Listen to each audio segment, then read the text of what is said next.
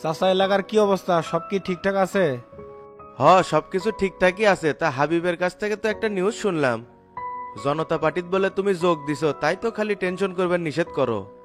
যা শুনছেন ঠিকই। ক্যারেটেরা তুই কেঙ্কা আছু? এই তো ওস্তাদ আছি, কিন্তু বাড়ির চেয়ারম্যান একটু ঝামেলা করিচ্ছে। সাধারণ মানুষের সাথে সেই খারাপ ব্যবহার করে, কাউকে মান দেয় না। সমস্যা নাই, এলাকার যখন আসছি বাটুলের সাথে দেখা কর্ম নেই। কান বরাবর কয়েকটা দিলি মরদ ঠিক হয়ে দেবিনি। তে গোল্লার মিজনে কিংবা দেখিচ্ছি না, ওরা কোনটি?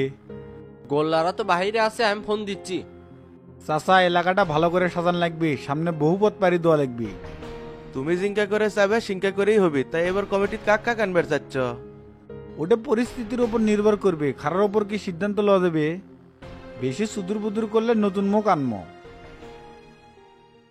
আসসালামু আলাইকুম। ওয়ালাইকুম আসসালাম, কে আপনি? আমার নাম জলিল মন্ডল, বাড়ি লক্ষ্মীপুর, মোস্তার শ্বশুর। তা মুরব্বী, এখানে কোনো সমস্যা নাকি?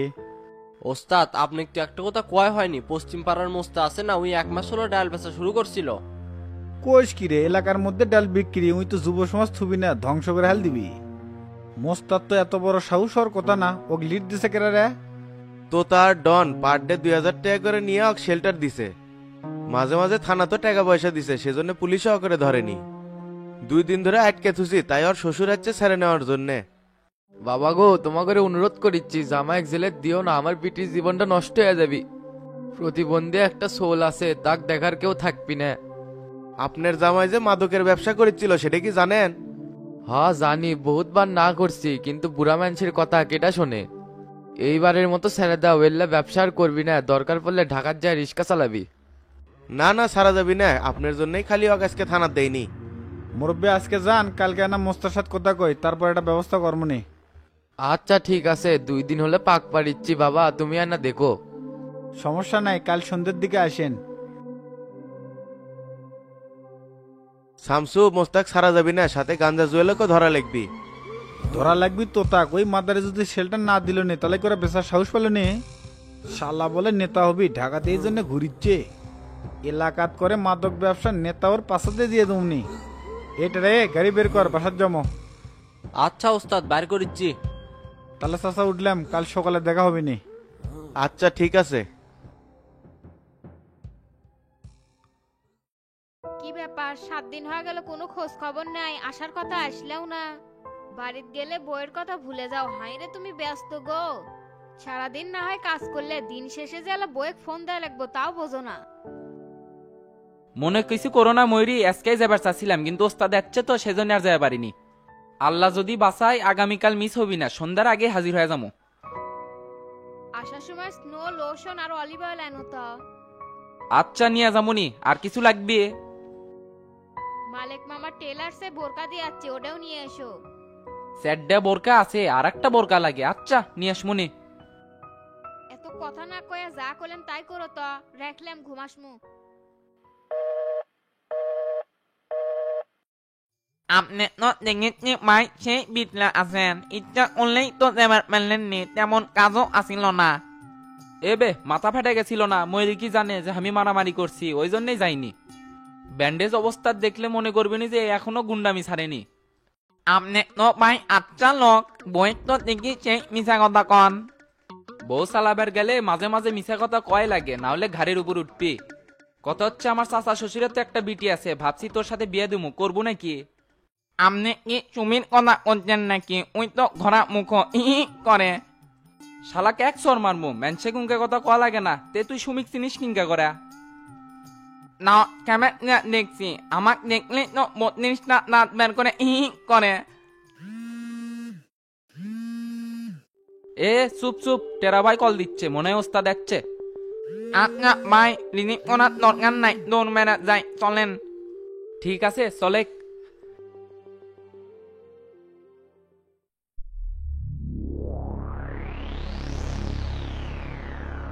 এটি বিল্ডিং কেটে করতেছে, এদিকে আসেন, কাজ বন্ধ থাকবি।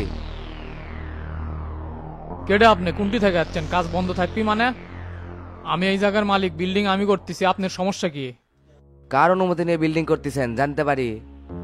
আমার জায়গায় আমি বিল্ডিং করবো, কার অনুমতি লাগবে? নিয়ম অনুযায়ী সিটি কর্পোরেশন অনুমতি লাগে, সেটা নিছি। আপনি কুটিকার কোন লাশ সাহেব আছেন, পরিচয় দেন দেখে। আমি পুরান ঢাকার রাঙ্গা অত্র অঞ্চলের এমপি হাজি সিদ্দিকের ডান হাত। এখানে বিল্ডিং হয়ও তার কথা, ভাঙ্গেও তার কথা। আমার বাপদাদার জায়গায় আমি বিল্ডিং দিব, হাজি সিদ্দিকের অনুমতি লাগবে কিসেক? নাটক করে লাভ নাই, কাজ বন্ধ হবি না, চলতে থাকবি, পারলে ঠেকান মিয়া। অযথা ক্যাসাল করেন না, কুল পাবেন না। এখানে কনস্ট্রাকশনের কাজ করতে গেলে ভাইয়ের অনুমতি লাগবে, না হলে তুলে নিয়ে যায় এমন দেওয়া দিমু জায়গা জমি ছাড়ে পোলে সারবেট পারবেন না। মগের মূল্যক পাইছেন মিয়া, দেশে কি আইন কানুন নাই? দেশ থেকে কি বিচার আচার উঠে গেছে? এখনই আমি পুলিশের কাছে যাচ্ছি। আপনি মিয়া ভোদাই আছেন, পুলিশ আমাকে সাথে লিয়াজু করে চলে, কিছুই করতে পারবি না। এলাকায় নতুন তো, হাজি সিদ্দিক সম্পর্কে জানেন না, ওই জন্যই ফাবর নিচ্ছেন। নতুন না পুরাতন, এখনই দেখাচ্ছি আমাকে হুমকি দেওয়ার পরিণতি কি। নাম তোর রাঙ্গা, 14 শিখের ভাত যদি না খিলাবার পারছি, আমার নামও আব্দুল মজিদ না। এ কাজ সব বন্ধ, আগে ওসি সাহেবের সাথে দেখা করে আসি। পুলিশের কাছে যাবো না তোর বাপের কাছে যাবো, যা। সিদ্দিক ভাইয়ের অনুমতি ছাড়া একটাই তো গেট পারবো না, সাপ সাপ কয়ে দিলাম। এইবার ভালোভাবে কয়ে গেলাম, নেক্সট টাইম কিন্তু এভাবে কম না, ডাইরেক্ট অ্যাকশন হবি। ব্যাসপের চাইলে সিদ্দিক ভাইয়ের সাথে দেখা কর, না হলে বস্তা ভিতর তুলে নদীর দেমু ফেলে। থাক গেলাম, তোর সময় কিন্তু 48 ঘন্টা।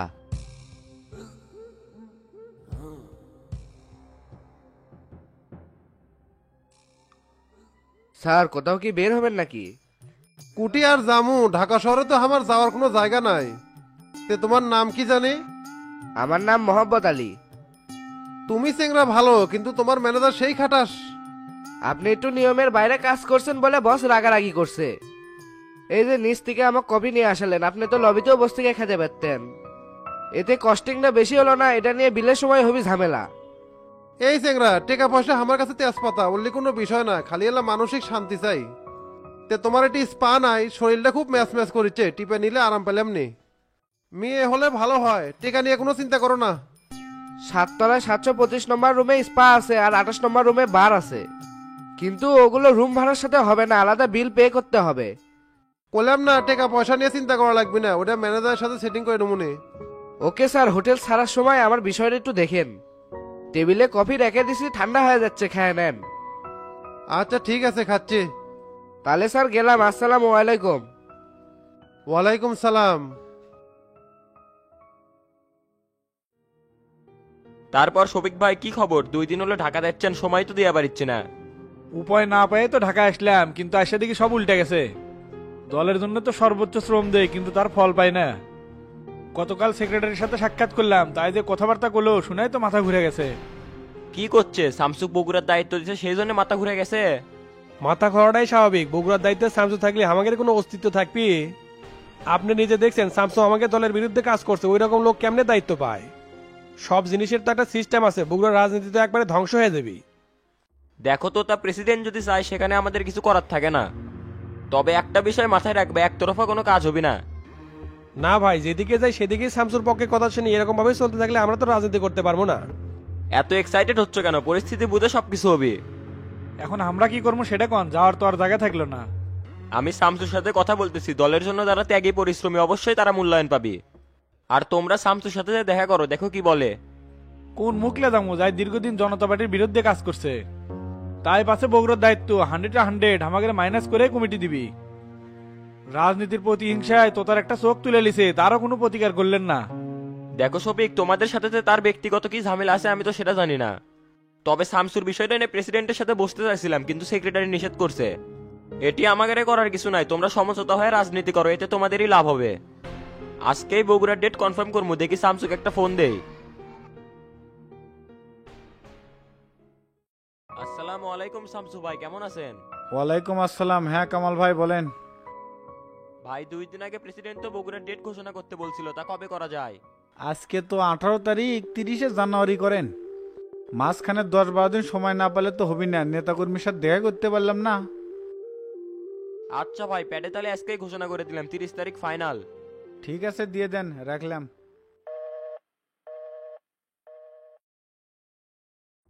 তোতা, তোমাকে কমিটির ডেট কনফার্ম করে দিলাম, সময় কিন্তু 12 দিন, প্রস্তুতি নাও। ভাই শামসুক আমরা যদি ম্যানেজ করতে না পারি, টাকা পয়সা আপনি একদম আপনি বিষয়টা দেখবেন। তা শামসুক কুটি কুটি বসে জানেন নাকি? কুটিসে বসে জানি না তো, ফোন দিয়ে শুনে নাও। ঠিক আছে শুনমুনি। তাহলে চাচা ওটা হোক নাকি? আচ্ছা চল যাই। কামাল ভাই থাকেন, উঠলাম। আসসালামু আলাইকুম। ওয়ালাইকুম আসসালাম।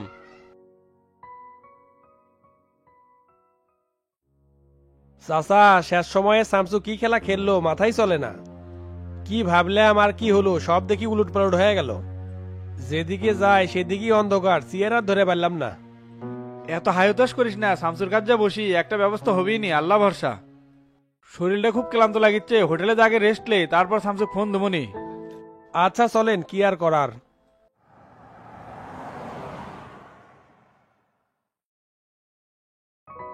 ভাই আসসালামু আলাইকুম।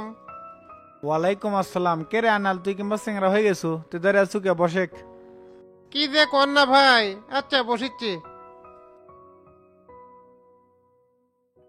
তারপর তোর মুদির দোকান কেঙ্গা চলিচ্ছা? ব্যবসা বাণিজ্য তো ঠিক মতোই হচ্ছে, খালি রাজনীতি এলা কম কম হচ্ছে। উড়া উড়া শুনে পেলাম আপনি বলে জনতা পার্টির বড় নেতা হোসেন, তে কোনো নিউজ দেখলাম না।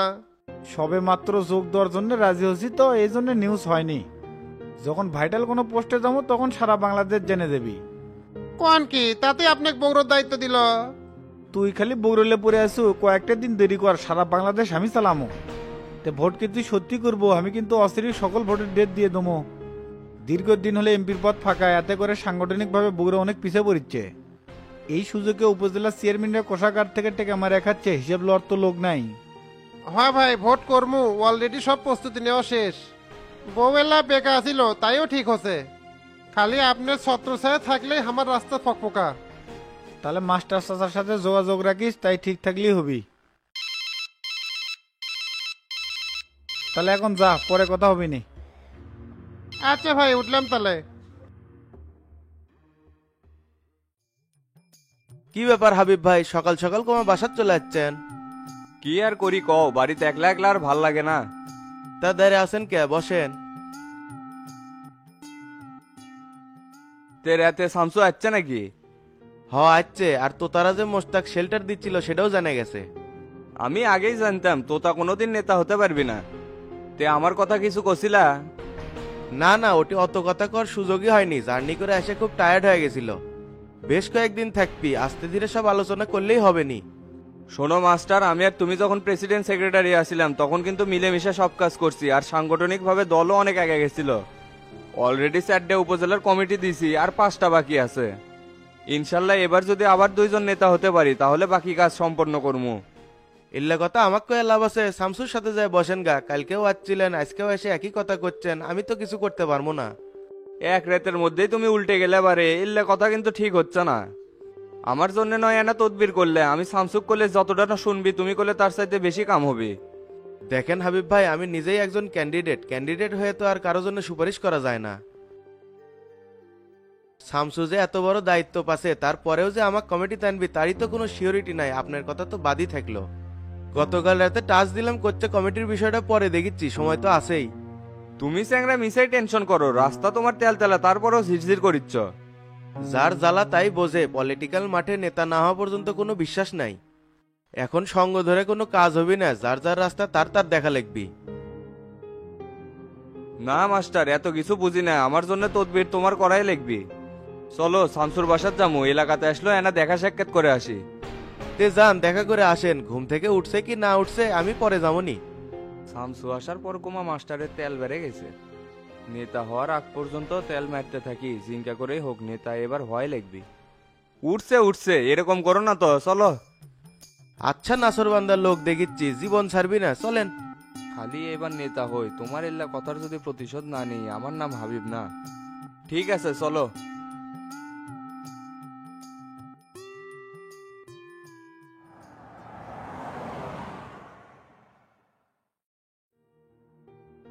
স্যার আসসালামু আলাইকুম। ওয়ালাইকুম আসসালাম, বসেন। আচ্ছা স্যার বসিচ্ছি। তে ভাই বলেন তো কি সমস্যা আপনার? স্যার আমার নাম আব্দুল মজিদ, গুলিস্তান কেন্দ্রীয় মসজিদের পাশে বিল্ডিং করিচ্ছি। হঠাৎ করে রাঙ্গা নামের এক মাস্তান যা কাজ থেকে দেয়, তাই করছে যে আমি সিদ্দিক ভাইয়ের লোক। ভাইয়ের অনুমতি না নিয়ে নাকি এলাকাত কোনো বিল্ডিংই তৈরি করা যায় না। কি আর করবেন, আজকাল নেতাগোর সাথে সমঝোতা না করলে এরকমই হবে। অত্র এলাকার এমপি তিনি, লোকটা খুবই ভালো, তার সাথে দেখা করলেই তো সব ঠিক হয়ে গেল নি। ওরকম লোকের অভিযোগ থানায় নিলে পরে দেখা যাচ্ছে আপনারই সমস্যা হবে। ধরেন আমি থ্রেড দিয়ে সবকিছু ঠিক করে দিলাম, কিন্তু 24 ঘন্টা তো আপনাকে প্রোটোকল দেওয়া সম্ভব না। তে আপনি কি করেন, মানে আপনার পেশা কি? স্যার আমি কাতার প্রবাসী, দীর্ঘদিন দেশের বাইরে ছিলাম। যেহেতু আপনি বাইরে ছিলেন দেশের ভাব বুঝবেন না, ওরা অনেক প্রভাবশালী লোক, দেখবেন আপনাকে গুম করে ফেলে দিবি। কি ব্যাপার স্যার, আপনি প্রশাসনের লোক হয়ে ওদের পক্ষে কথা বলতেছেন? সাধারণ জনগণকে নিরাপত্তা দেওয়াই তো আপনাদের কাজ, উল্টা আরো ভয় দেখাচ্ছেন।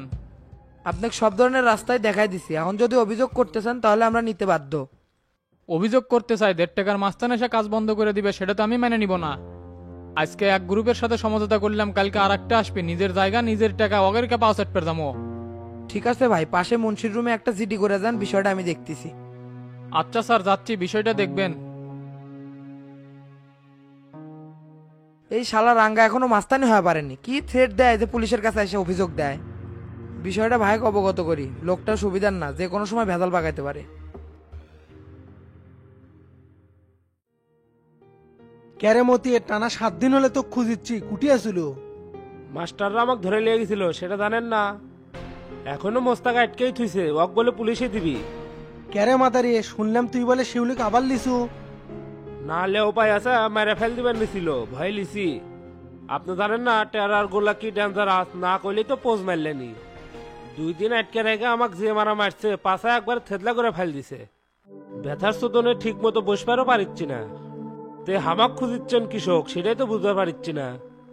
বউ সারে দেওয়ার জন্য নতুন মেম্বারে কয় টাকা দিছিল? 40,000। ওই টাকা আর তুই ফেরত পাবো না, মেম্বারের কাছে জানার চাইস না। আর নেক্সট টাইমে যদি ইউনিয়ন পরিষদে ওই টাকার জন্য ঘুরপাক খাইতে দেখি, তাহলে কিন্তু 1 লাত্তিতে ফেলে দেবো। আমাক বল বুঝে বউ ছেড়ে দেওয়া আছে, আবার 40,000 টাকাও লিছে, ওই টাকা আমাকে দেওয়াই লাগবি। কালকের মধ্যে টাকা না দিলে শামসু ভাই এলাকা দিচ্ছে, তার কাছে যা বিচার দুমু। থাকেন, চলে গেলাম।